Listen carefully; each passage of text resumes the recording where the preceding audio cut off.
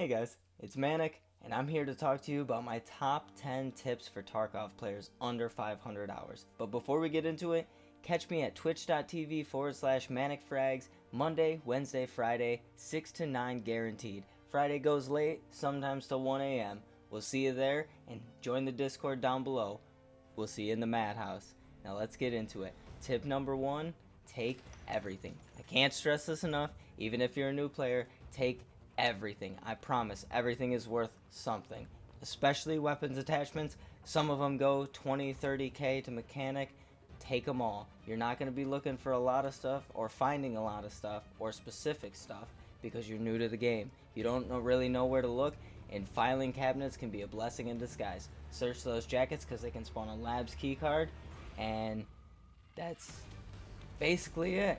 Rule number 2, or tip number 2, learn only a couple of maps. Now my top 3 are factory for PvP, customs for learning like engagements and long distance engagements, generally bigger map knowledge, and it's a very diverse map. You have construction, dorms, you have the land bridge area and the ravine.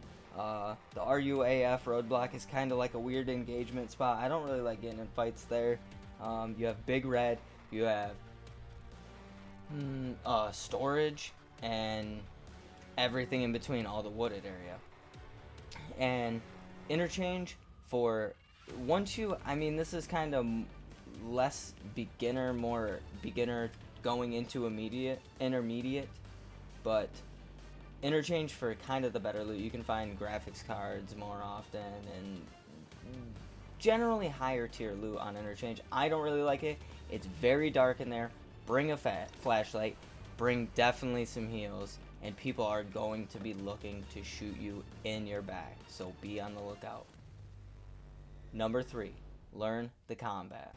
So there's this thing called offline raids, and you can, when you're going into a raid, just hit that little checkbox, hit the enable PvE, and then set it how you want. Depending on your skill level, if you keep getting capped by the scavs, it's probably better to turn it down.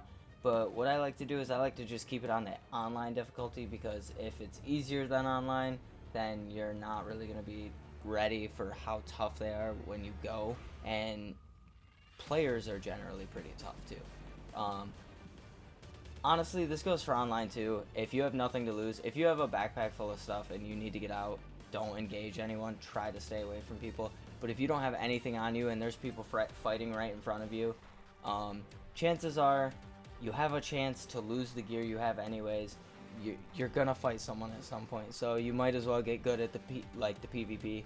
Even the PvE, man, they have toned the scavs up this wipe in the last couple updates, and they are very tough now. There are plenty of times where I've just been running one-tapped by a scav with a shotgun, or even just long distance one-tapped by a scav. So they're tough, and I would definitely practice it.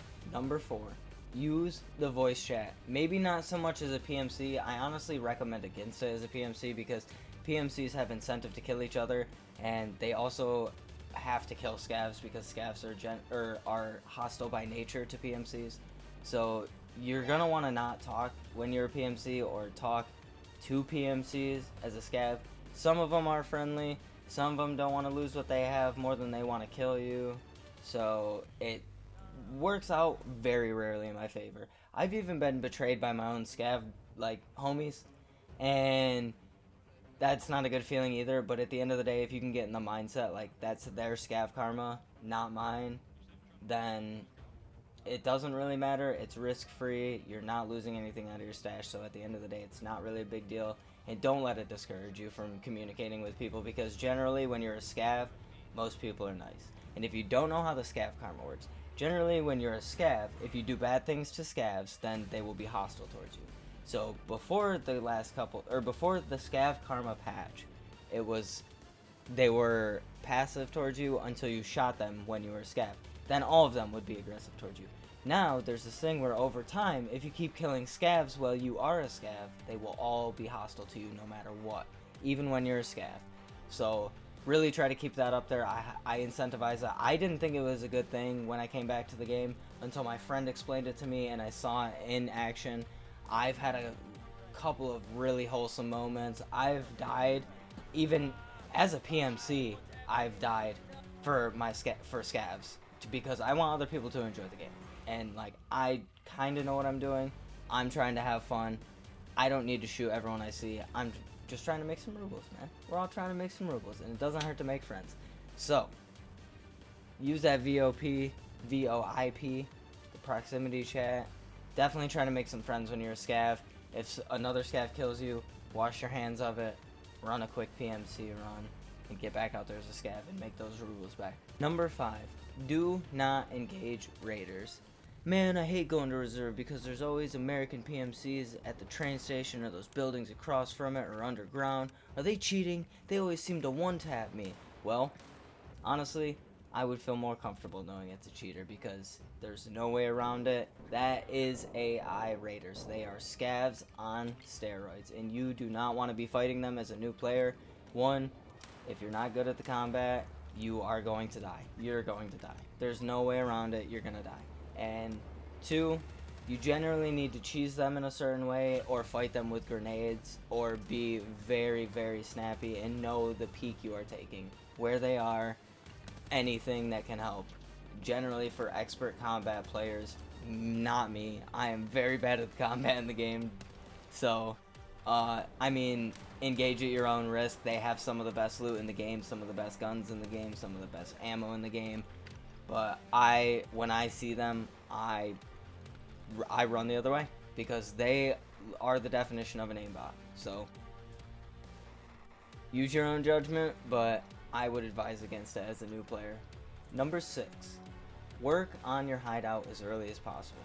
Now, I played 3 wipes prior to this wipe, 12.12, and honestly, I never even paid attention to the hideout. All I did was the workbench. You need it to be able to customize your weapons and get further into the customization and the learning how ergonomics and recoil and buying different grips and how they work, all that, putting them on your gun, finding different rails, knowing how they work, all that stuff comes with the hideout. Not only that, but you get bonuses to your resting if your energy is low. Sorry, I couldn't think of the word. Your hydration is low.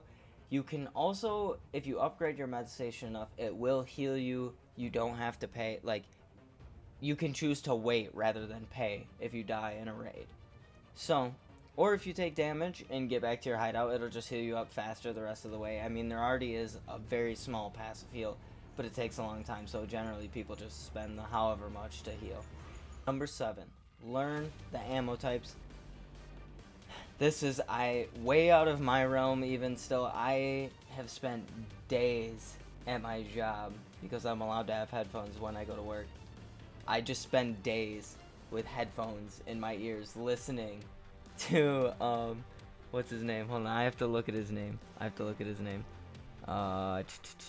Veritas, huge, ginormous shout out to that guy. He just did a most recent ballistics update on how the ammo actually works in the game. Go check that video out because he could do a way better job than I could ever do explaining the pen values, how the bullets damage armor, the chance to pen, what happens when they don't pen, all that stuff. Check his video out after this one, guys, please. Number 8, don't focus on survival and the stats. I promise these numbers will drive the fun out of the game. Everybody says it, and I promise it's true. Don't look at your stats, especially if you're a new player, because you are not meant to survive every single raid. And when I lost the mentality of I'm supposed to survive every single raid, then I started having a lot more fun in the game, and I took dying with a grain of salt, let's say. So don't pay attention to those numbers. Don't pay attention to how many PMCs you've killed, KDR, any of that stuff. Just look at the game as a learning experience as a whole, and honestly, that's why it's a game, because you get another chance. You can go to another raid, even if you have nothing. You could have absolutely nothing in your stash, and you can queue up for another raid. So, I promise, don't focus on those numbers. You'll have a lot more fun. Alright, number 9. We're getting to the end, so I want to talk about something very, very important. Stop and listen. You need to know when you can move and when not to move, and this goes for sprinting as well. If you just sit and listen sometimes, you will hear people, for example, sneaking up behind you trying to kill you. Don't move.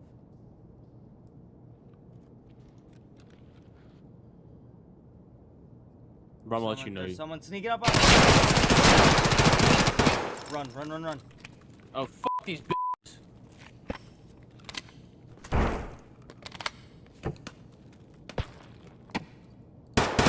Oh, what a bitch! What a bitch! Literally traded you. So, it saved my life in a case. Not my partner, but I traded him. I did get out of the raid, luckily. Those headphones saved one of our lives. It didn't even matter whose it was at that point. It saved one of our lives because I had the headphones. My friend did not have the headphones. He died, I didn't. Neither here nor there. Either way is, headphones save lives. Get you a pair. Don't ever leave your hideout without them. I promise. So number 10, this is the most important tip. Last but certainly not least, in fact, it's probably ranked number 1 for importance.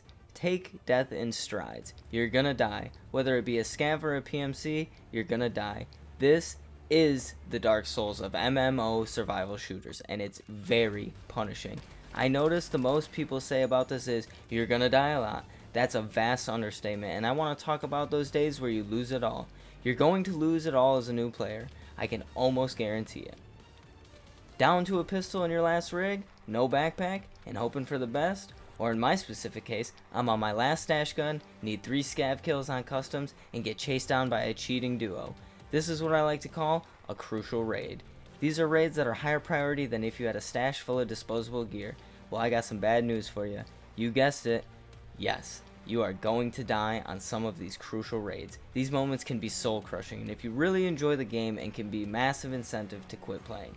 My advice would be, if you're having one of those days where you keep getting one-tapped or sniped by a scav or nade spammed and losing all your gear, have some fun and W key with your scavs. Hey, you've been dying anyways, right? Might as well learn the combat and in raid situations while you're down on your luck, or take a break.